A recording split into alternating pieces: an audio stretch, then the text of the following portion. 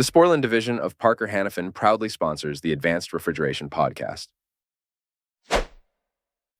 There are a lot of questions surrounding the transition to A2L refrigerants and a lot of talking heads disseminating nebulous answers.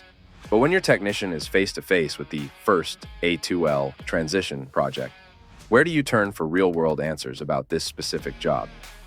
Parker Sporland's Virtual Engineer is an innovative online design tool to size and select the correct components for climate control and refrigeration applications. Get your A2L system flow and component selection answers in 3 simple steps.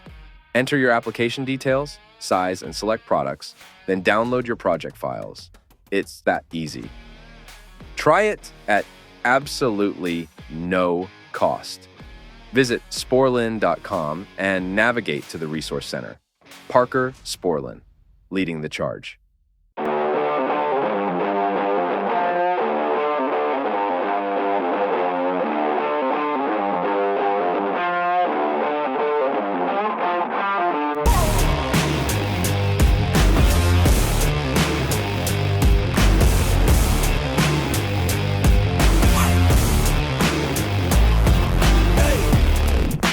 I'm more grumpier than normal. Yeah, I'm still working, and yeah. Did you get a new computer back there? New computer? What do you mean? I don't know. It looks like a computer back there behind you. No, it's my current machine. Oh, shit. ATF's going to show up at your freaking door. No, it's legal. In Indiana. Yeah, in Texas, it's definitely legal. Definitely. Good evening, everybody. Welcome to Advanced Refrigeration Podcast. You're the host, Brett Wetzel and Kevin Compass. I'd ask how your day's going, but I know. Yeah, it's been a real dandy week. Yeah, dandy. Yeah, it's been a real dandy week. Skipping through the flowers. Yeah. Yeah, no. So, what did you end up getting? Because I know we last week we had a conversation about you just had way too much stuff on the E2, and it was just like, yeah, we're just, yeah. The E2, the screen on the one that has 100 cases now because one more got missed and can't even be online. That one's done. It's at 85% CPU. Really? Oh yeah, it's never meant for that. Oh really? Yeah. Like it's kind of, are you even logging anything at that point? Oh yeah, it's logging. It's doing it. I was checking defrost and stuff today, and it was doing it. Any of the graphs look really squirrely? Yeah. Yeah. Not good. Yeah. What's more concerning is the oil issues. I don't think the oil separator is working properly. I think when we ran the numbers, it seems like it's a little undersized. Full load, it's definitely undersized. So you have every compressor running? At one point, yeah, we did a hot pull down. Oh, you didn't even ease it down in? In the current situation that I'm stuck in is not really. There's no switches for anything because every manufacturer decided that they weren't going to put switches on anything anymore. Oh, for the enables and stuff? Yeah, there's no enables to do anything. Can you show? Is there a flexible combiner that's turning on and off all the case controllers, or are they all running off I have multiple controllers, so it's like you only get so many. You only get so many digital. The digital globals. Oh, that's lame. So yeah, you only get so many. So you choose and you get this. I have a plan moving forward, and we're gonna redo all of this, and we're taking out the E2s. They should have never been in here to begin with. It's just not a great application for them. Not something this big, and not CO2 and something newer. Like this is E3 realm, and so we're gonna switch it up, and we're gonna split everything up into one E3 CO2 and 2 site supervisors. So let the site supervisors do the case controllers, and let the E2 or the E2. Yep. So then my plan is I have 2 spare relay boards in here, and inside this rack that aren't being used, and I plan on taking those and wiring 8 inputs into each site supervisor.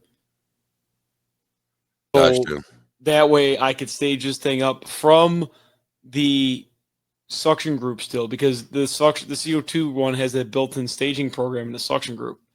So I'm going to use that, and I'm going to stage them the circuits like 2 or 3 circuits at a time, because I have 74 circuits on this rack. Yeah, so theoretically, you could just, because like you said, you only have, is it usually it's eight digital globals that you can typically do, but if you, Yep. yeah, so if you have the relays available, and I forget what the site supervisor has for inputs, basically you could send a hardwire enable to the site supervisor, which would stage on your case controllers. It looks like 4. I can't really see it. It looks like there's got to be more than that, though. I just can't see it. Gotcha. Fun times. It sounds like you're having a ball over there. So that's what I was going to ask you, because you said that the oil separator wasn't working. We talked about it a little bit. So it got a little more convoluted than that. So like last night, I couldn't get it to separate. And what I think was happening is my solenoid was bleeding through a little bit. So it was taking whatever oil was in there out. So at 4:30, I decided to pull the filter and burn the living shit out of my arm trying to pull the filter. Okay. I can't see it. This is, I tattooed myself. And then, so we pulled the filter out, and something cut through the rubber O-ring on the bottom. It somehow shot through the rubber O-ring in the filter. So it was 3/4 way blown out, and then put it in there, started back up. It's still getting shitty separation, but the oil started to come back. It was better, and started looking at it. And then I go to leave at 5 o'clock, and I look, and I'm like, oh, sweet, there's oil in the filter. And I'm like, oh, shit, there's oil in the filter. Because it ain't leaving. Oh, no. I'm like, oh. I go to grab the solenoid. I ain't doing nothing. I beat on it. Ain't doing nothing. I'm like, oh. So it's a hill rack, and it's got that stupid ass like strainer. So I'm like, I wonder if the strainer plugged up. So I go to pull it. There was a piece of weld slag that made it through. This must have went through the filter. It made it through that, shot into through the 90 somehow out of the separator, through that little thimble thing, went right through the thimble, and was stuck in the solenoid. That little desiccant filter? Yes, thing? went right through it like a rocket. Oh, I saw you the picture. That's right. I briefly looked at that today. It went right through it like a rocket ship and got stuck in the solenoid. So Fun. yeah, after I did that, it made it through the night. I mean, we were still low on oil. I think I got 15 gallons of oil in this thing now. But you said this rack's kind of a beast. It's 1.5 million BTUs. Yeah. It's huge. Yeah, ginormous. Well, you were saying before, because you said on the RS schedule, it said like 150%. So I'm wondering, like, because you're basically right now, because you're doing a hot pull down, right? Like your TDs are probably freaking all off the shit because a lot of your cases are warm. Even like today, like when we got the gas finally, the other 900 pounds I needed, I still had the low temp, pretty much a temp. Really? And I was pretty loaded up. This is a massive store for one rack. How many square foot? I don't know, but there is a ton of cases. And I got to reprogram all this somehow by Tuesday. So It's only Thursday. I'm afraid to do the conversion thing on the E2 to E3. There's so many. Whatever day that you do it, I'm just not going to talk to you. The error rate would be just like astronomically high in my luck. Oh, you only recorded over 24 out of 300 applications. Yeah, it's just, I'm not even going to risk my luck with it. Just have bad luck with that stuff. Make the manager of EMS do it. Yeah, so no. Okay.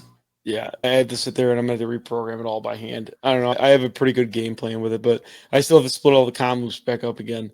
So I got to figure all that out. Yeah.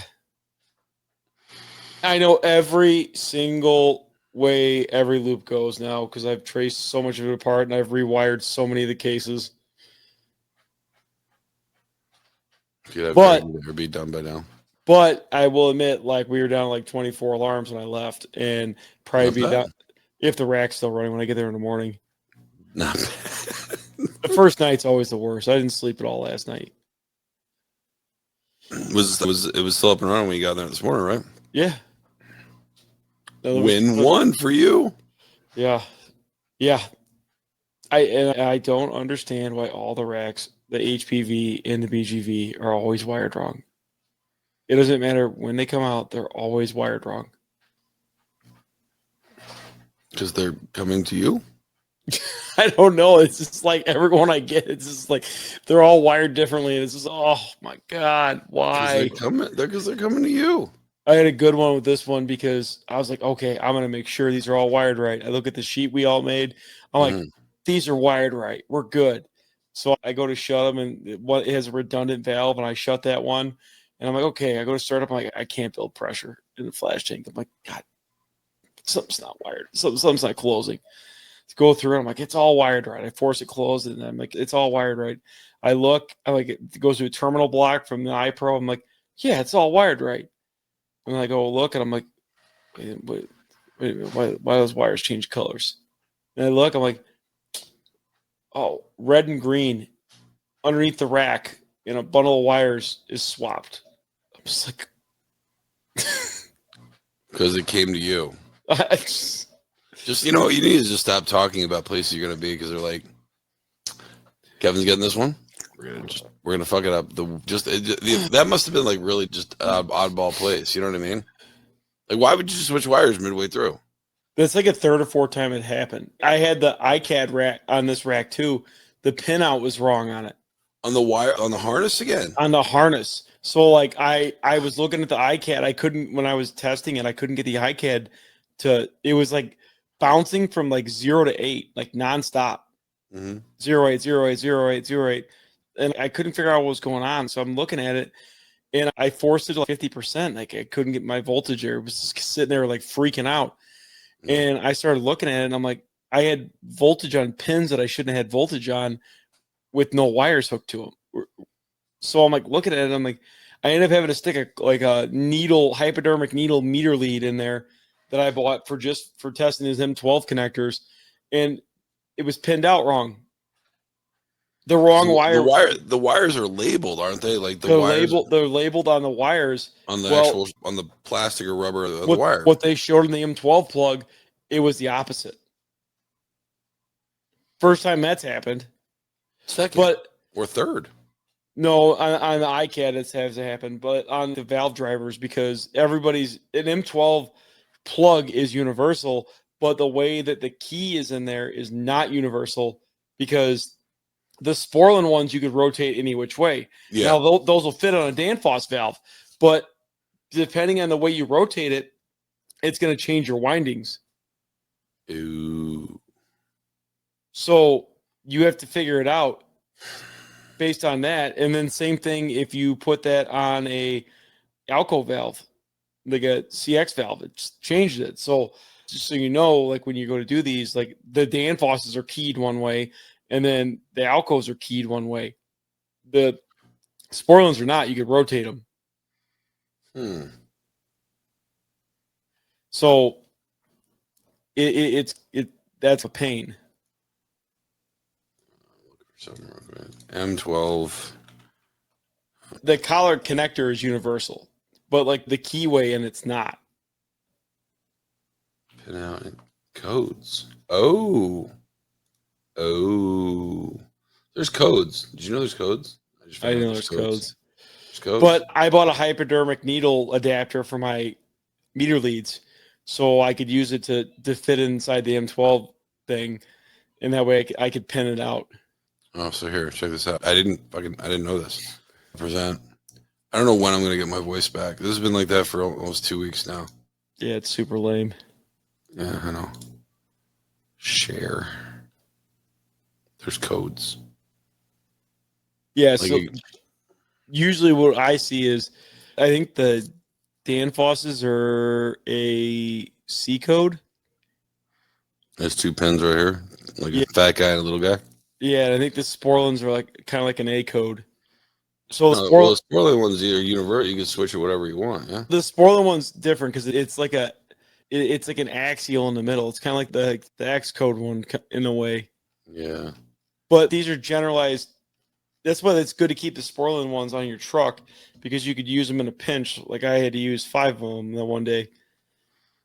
But yeah, so that was one thing that it was weird in that iCat. I've never had one like that before. It's just like it was a Danfoss plug too. Why are there so many of these? Jesus. There's a lot because there it's a universal thing. Dude, look at this one. I just found more. So like I'm hitting puberty. Yeah, you do. It's hilarious. Shut up. But yeah, so I mean that's one thing to keep in mind. Oh, look. So if it's A, 2-pin M. Oh, Jesus. Yeah. Oh, yeah. Because the iCAD one's the iCAD's a 5-pin, isn't it? Yes.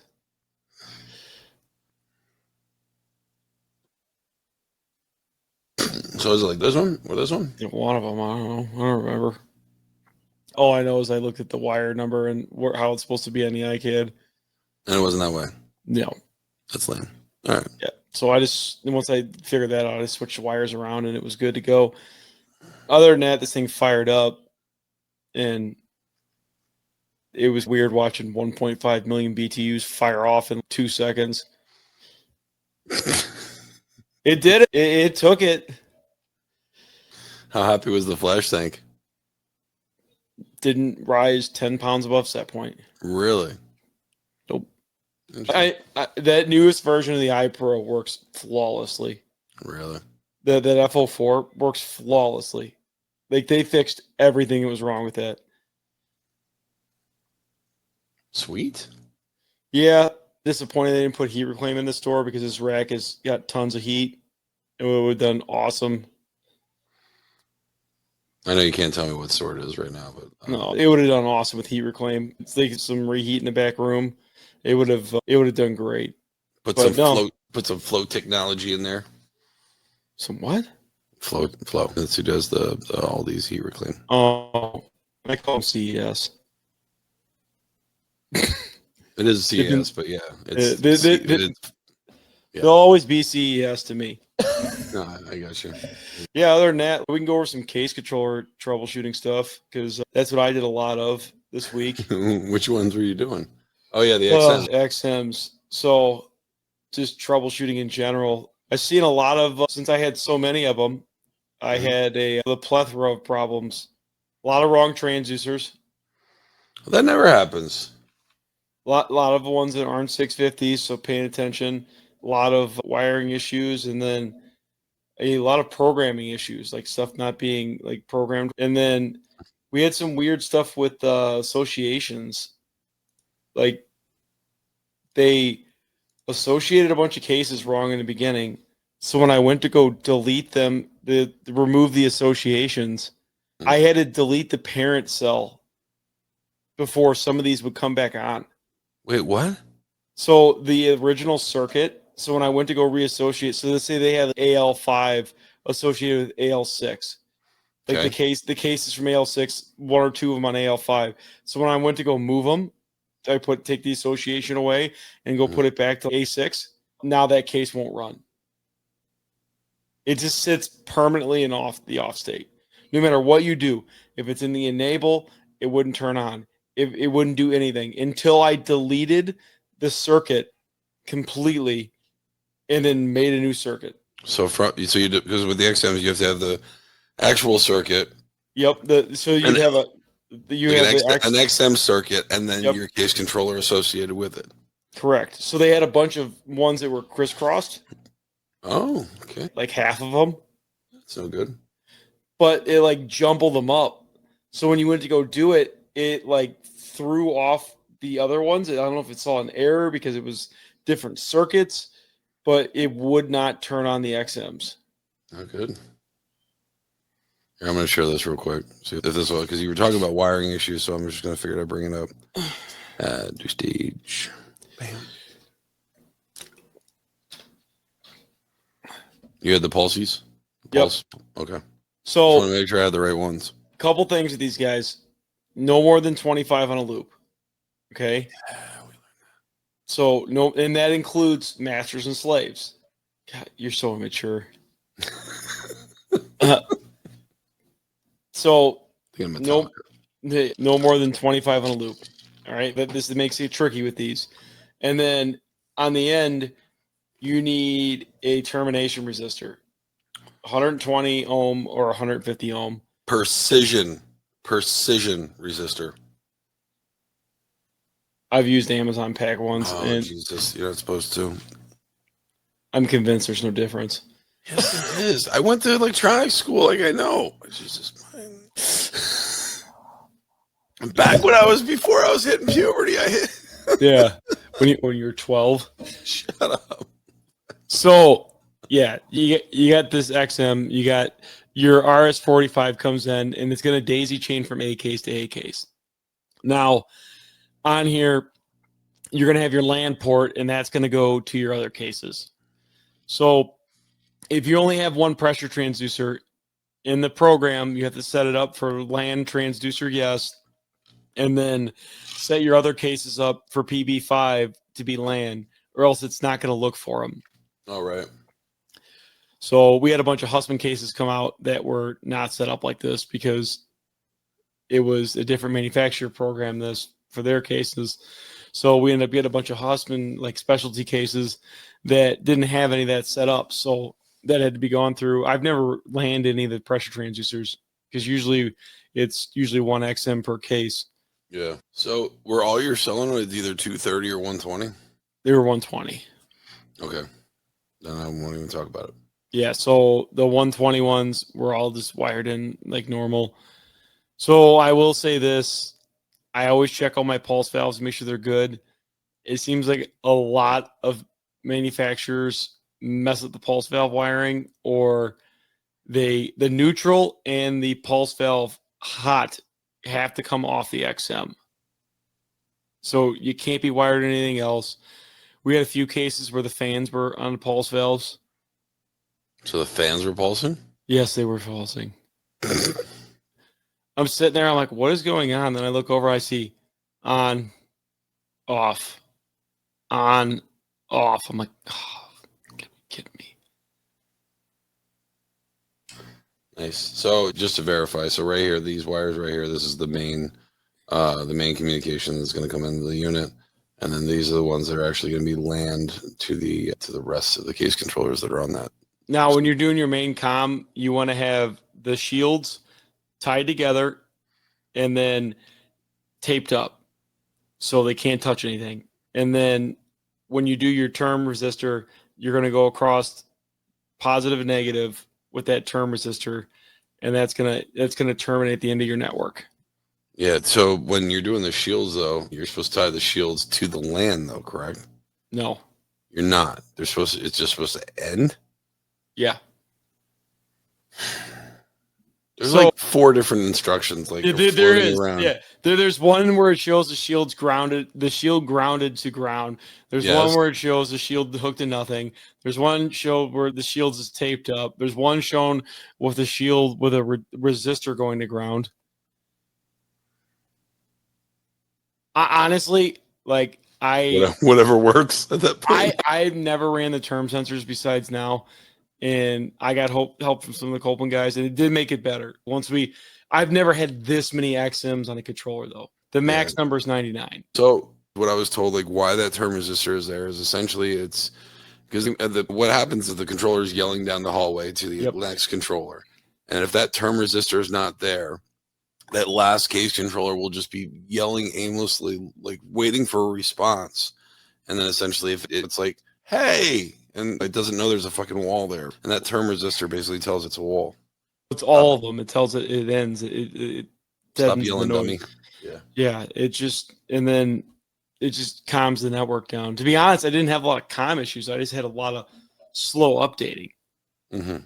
So, well, if it keeps yelling down the hallway, not waiting for a response, it's gonna slow down your response on everything else. Oh yeah, it was painful with 99 in a controller. Today's episode is sponsored by the RefRushield RDP Series differential pressure monitors from Westermeyer Industries, now available for transcritical CO2 systems in addition to other common pressures and refrigerants. When the filter element of your coalescing oil separator is contaminated, it can hurt your system's performance and efficiency. But how do you know when it's time to replace that filter? Wait too long to replace, and you could end up with a nasty filter blowout. But replacing too often can be a waste of time and money. The answer is installing a differential pressure monitor. The RDP Series differential pressure monitors, including the new transcritical CO2 model, are available now from Westermeyer Industries. To find out more information, email sales@westermeyerin.com. That's WESTERMEYERIN.com. It's amazing. Anyway. Yeah. So then you have your pressure transducer, so it all depends on what type it is. So whether it's 4 to 20 milliamps, which I had some cases show up that were 4 to 20 milliamps, and that's the first time seeing those. I don't know. I think they got sent by accident. There were some European cases. Ooh. And that was the other thing. I had a couple European XMs show up. There's a difference. There's a difference. Nice. Okay. So explain. So it needs to be the same version you're using. There was some random version. So generally, these right here, you'll see it's to the right. See right next. So it says, great. Another green thing popped right in. Ah, sorry. So that is version 1.3. Old one. Yeah, super old. So like most of the stuff you're going to see is version 4.2, D as in Delta. So that's what you're going to see. Now, if you're on 90 bar stuff, I had a bunch of coils come in that were 90 bar. So they came in with 0 to 1,000 pound transducers. You cannot use that on these XMs. Oh, they have to be that thing. It's like version 5. I forget the exact version is, but there's one version that is specifically for 90 bar. For 90 bar. So it has. And you can't change that, right? That no. You can't. Yeah, that's it won't let you, flash. It won't let you scale the pressure transducer that high. Lame. So that's one thing to keep into account when you're doing this is that you make sure when you're going to verify your transducers, the cases. I haven't seen any cases come in that, but it's been a lot of Heatcraft coils coming in like that. Gotcha. Since we're talking around this region anyway, I wasn't going to talk about the pictures up now though. So if you bust open this cap off the top of the case controller, you'll actually see how it says the ABC jumper right there. Yep. That essentially is that right there. If it's jumped over for 24 volts, smoky like it. I've seen that happen where they come in and it'll actually say that it's 120, 230, but jumper wasn't in the right direction.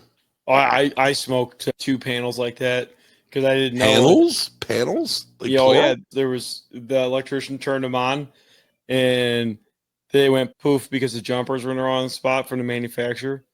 Oh no. That's no good. Yeah, it was not good. No good operator. So the other thing to keep in mind is we had a bunch of these not running, and so the DIs on here. So randomly, a bunch of DIs got changed to DI2 is door switch. So if the door switch is open, then it's going to shut off all your cases. No good. Yeah.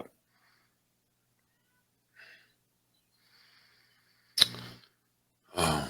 So troubleshooting COM-wise, it's been around 2.3 volts to 2.2 volts from shield to negative and shield to positive. And you got a lot of stuff on there too. Yeah, to be honest, I had pretty good COM voltages, and it didn't look crazy. It's just a lot of processor getting eaten up. So that's one of the things. See, I don't have anything for that I actually made. If you're running up brand new COM loops and you're the one doing it, great. But if you're not, a lot of times you'll have to do some trickery where unfortunately the plug does come off for the communication loop for that, or no? Or is that it does. Yeah, no, it does. So like sometimes what you can do is, because remember you're getting 2.3 to 2.4 from not only each case controller. No, for me too. No, but you're also getting from the case controllers. Nah, come on. You don't have any ground, any shield to check it against. You're going to make me set up a case controller right now. You could probably get it if you went to ground on the case controller. Well, that's how it communicates. So it's pulsing back and forth. That's how the IONet does it too. But you have no reference to ground to check it. Because we're checking it to the reference shield signal. There's no reference shield signal to check it to. You can't check it across positive and negative. You get nothing. You can check it to the ground on the unit? I would guess. I don't know that I really trust it. You'll get something there, but... Because if you disconnect the E3 or the E2, you would still get voltage on there if you were to check it still on the shield. No. Oh. Because I ran into that earlier, and I had to ground the shield to the COM port to check it. Or ground because the shields are all the shield ground, and that is all shared, I'm pretty sure. I guess technically you could go to ground in the unit and it should give you voltage. Yeah, that's what I'm thinking. Because it still has to be able to pulse positive and negative, you know what I mean? I think they just don't want to attach the grounds because, one, there's not a port for it, but two, because you'll have so much EMF or EMI? Yeah, EMI. EMI. Yeah. Electromagnetic interference. We're still doing daisy chain here, but what you can do is check from leg to leg if everything's pulled off and make sure you have the same amount of continuity, because you're still going to connect all the shields together. So the wire should still be ran. So you can still check with everything disconnected from positive to shield, from negative to shield, and see if you have the same resistance. It's a real dick move when people don't tie the shield together, and it makes it impossible to try to troubleshoot. Yeah, because you're only playing with two wires. And then the other thing that you can do, if you do have it disconnected, that is connect all of it together. And then that's what I'm saying, measure the resistance of all of them. And then also measure to make sure when they aren't all together that you actually have opens. Because I've seen where like people pull it through bar joisting and then we get rubbed through, or Mises like to chew on the wire and short stuff out too. So that's the thing. Yeah. Yeah, it's a real dick move when people don't tie the shields together to try to troubleshoot it. That's where like microthermals are pain when it comes to that. But like at least with that, you could ohm it out, and you should get a solid, constant ohms through it. But so I have a question for you, because you said some of the cases came in as 4 to 20. If I'm pretty sure if they're set up for 4 to 20, and they do have the regular voltage feedback, would it then burn up the transducer? I don't know. It was powered up, but like I had to rip the case controller and the transducer out. Okay.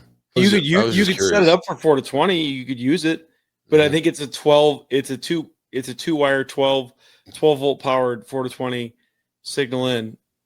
Okay.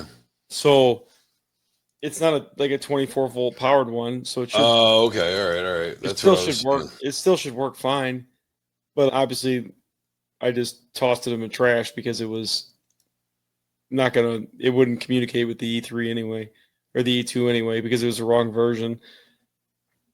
So we didn't have the description file for that version. It was only 2 cases, so just make them the same as the other 170 in the store. Gotcha. Yeah, other than that, like going through the XMs, the stepper valve ones aren't much different. They're just, you're basically getting rid of the pulse valve. I will say this though, I will take steppers any day over pulse valves. Really? I despise pulse valves. Why so much? Because they have shit control no matter what you do. All right, okay. Unless you have an EPR. I did think if you had the EPR, it would be better. It's still shit control, though, because it's still PWM. You cannot beat a stepper. A stepper is just so much smoother. No, agreed. Someone complained to me today. Yesterday, they were working on, someone called me for Beacon Help or QRC or Intelligent, whatever the hell it is. Well, whatever the hell it is this week. Yeah, they've changed the name 4 times now. But anyway, so he's asking, I really miss those stepper, the pulsing valves. I'm like, why? He's like, because there's 2 wires on them. Because he calls me up, he's like, I got 150 ohms to ground. Or I'm sorry, 150 ohms across the windings. He's like, that seems really low. I'm like, a regular one is like an SER is only like 95. He's like, I meant it's high. I'm like, no. So he measured it, because I have a document that says one of the ones is 95. But then I said, which one do you have? Because it depends on which one. So the regular Corels, they have 255 steps. Or no, I'm sorry. Regular Corels have 200 steps, I believe. The Corel ones that they use for the IntelliGen, it's a different freaking valve. It actually has 255 steps. And sure as shit, the resistance, because one has a yellow stator, and then the other one has a red stator. And those are two different resistances as well. So I was like, what are you working on? Which one do you have? He's like, these are way too complicated. I don't like them. No, I think it should be mandatory for OEMs to put the steps on the side of the valve. So why do you think they don't do bipolars on most racks anymore? I have my opinion. Bipolar steppers? Because nobody programs them and they just kill them. No, I was going to say because then they don't have to sell you an extra solenoid. Yeah, or a battery backup. I don't know. Yeah, because think about it. Like if the power goes out and you don't have a battery backup, pulse width, if they're not powered, they're not withing. They're not sending any refrigerant through. Bipolars, they lose power. They stay at the step they were at. So we could still continually just feed freaking liquid refrigerant through the suction of the coil. Till it equalizes. Dude, we have so many CO2 stepper stores that like have zero issues when the power goes out. They all blow off the same. But they want to refrain from blowing off. If you're shutting that solenoid instantly, it still blows off. I don't care what you say. It'll last longer. Oh, what? Voice. 20 minutes? By the time you get there, it's flat anyway because the relief stuck. You're so negative. I'm not being negative. It's that I've had it happen a million times. But no, technically, you'd either need a solenoid before. Solenoid? Yeah. Solenoid? Solenoid? You said solenoid. You say it all the time. Solenoid. Need a solenoid. Now you're getting self-conscious. No, I just didn't realize I fucking said solenoid. So it's me going through puberty. Leave me alone. Yeah, but at the end of the day, half these case controllers have the option for backup caps, like the CC200 does. Okay, and there's a backup thing on there for the XMs now on the newer ones. There's and the terminal, and the core links too. They still make those. Yeah. Okay. Yeah. It's I don't know. The control you get out of the stepper is way better. I don't like the line shaking from the pulse valves. Yeah, you know what? When they first started using pulse valves before CO2 it was probably what 20 years ago, and then 15. Everybody thought it was a bad idea. Then it came back again. No, about 15 years ago, when I was in Connecticut, one of the stores that had one of the first pulse valve stores, the hangers were just shaking. Yeah. Just back and forth. But I think they figured out we got to change our velocities a little bit. Remember that Amazon I sent you that one day? Like it was just like you could see the lines rubbing where they painted the lines. You could see the hangers where you could, as you watched them pulse, you could see black armo, white armo, black armo, white armo. That's how they're moving. You can't tell me eventually that's not going to break something. Are you supposed to put expansion nubs on the end of the cases though? I think that's what they ended up doing. Like on the suction lines. My guys did that at this store, so we'll see how it does. They put expansion joints, like they were piping high. Expansion joints or expansion like nubs, like they do high. Yeah, we'll see how it goes. It just hasn't been that bad, but you can't see it because it's all underground. All the lines are underground. Yeah, all of it. 99%. I don't like that. It looks good. I don't know why they did a good job on it, but I'm not a big fan of underground piping anymore. Especially so, a hot gas is one thing, but electric, another thing. You know, after years of the insulation breaking down, because if you're running hot gas, the line, the suction line is going to heat up and melt off any ice. But actually, just recently, I was out in Colorado, and this kid called me, and I was making sure because like on like Hill Phoenix OWIZ, right? Each one of those coils is about 2,900 BTUs. So I was trying to figure out how many BTUs he had, and that because like the valves are nominal, right? So even though each coil is only 2,900 BTUs, the case does have the availability to almost to a half a ton, right? With a AAA cartridge. What are you doing? I don't know what the hell's happened. The computer just started playing some random music. Yeah, your fucking phone did. Anyway, so we went through and I had him cover up the case because they had destratification fans, so I didn't know if there was throwing air within the case and just letting that thing ride. We tried everything. I even had him shut off one case, or I'm sorry, all the cases except for one. And at the case, he had 22 psi. Back before the EPR, 200 feet away on the top end of the EPR, he had whatever rack pressure was, I think 7. So I'm pretty sure that the suction line had collapsed. That's cool. Yeah, I've only seen it one time. We had an independent, and when I worked at my old shop, my last shop, that they heaved the fucking floor up in the coffins. It picked the coffin up like 10 inches. The ice? Yeah, and it started slow, and it was like I was in there rolling my cart. I'm like, oh, fuck, I remember this hump in the floor. Then 2 weeks later, it got bigger and bigger. Then it stopped draining because it froze. It froze the floor drain. Damn. So it froze the floor drain, and then water leaked out. So we ended up having to rerun everything in the overhead and do drop downs. But the floor like slowly just started to go down and go down and go down. But yeah, but that's a difficult thing to diagnose because someone's like cutting cap, and I'm like, what's that gonna do? You're gonna know the velocity before and after. You're gonna be able to measure that. Oh, you're rerun a new line. That's what you're gonna do. Yeah, exactly. You're gonna check a pressure drop. You got pressure drop here, and you got pressure drop on the wall where it comes up. See you later. Yep. New line. Anything else you want to talk about the XMs? No, I'm pretty toasted. I know you look it, especially your arm. Yeah. Fuck CO2 and its discharge temps. Great for heat reclaim. Fuck yeah, it is. All right, guys. Till next time. We'll see you.